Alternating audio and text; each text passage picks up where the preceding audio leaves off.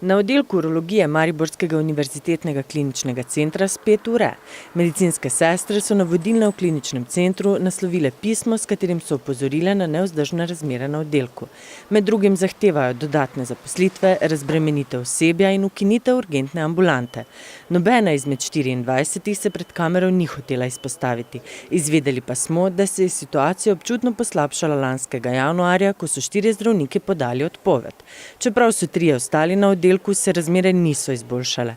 Delo naj bi presegalo njihove zmožnosti in odgovornosti, zaradi upokojitve, daljših bolniških dopustov ter nezaposlovanja novih delavcev pa takšnega obsega del preprosto ne zmorejo več.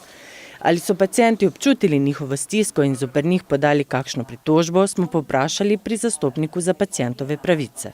V zadnjem času ni bilo nobenih pritožb v zvezi z nepravilnostmi na tem oddelku. Sem pa imela že primer, ko mi je medicinska sestra, vodilna, povedala, da so medicinske sestre, ampak to na drugem oddelku, v stiski. Na mariborski urologiji že nekaj časa razmere niso urejene. Lanskega januarja so 4 zdravniki nenadoma odstopili. Neuradno smo izvedeli, da naj bi opozarjali na težaven odnos z dolgoletnim predstojnikom oddelka magistrom Dejanom Bratušem. Ta naj bi jih poniževal, zato so ga tudi prijavili zaradi mobinga. Tokratni apel naj ne bi zadeval predstojnika Bratuša, saj naj bi ta za manjko kadra opozarjal že od aprila 2016.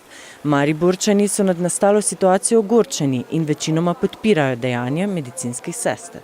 Zdravstveno osebje je izredno obremenjeno, njihovi normativi so zelo veliki, tako da bi bilo potrebno jim zmanjšati normative in urediti pogoje.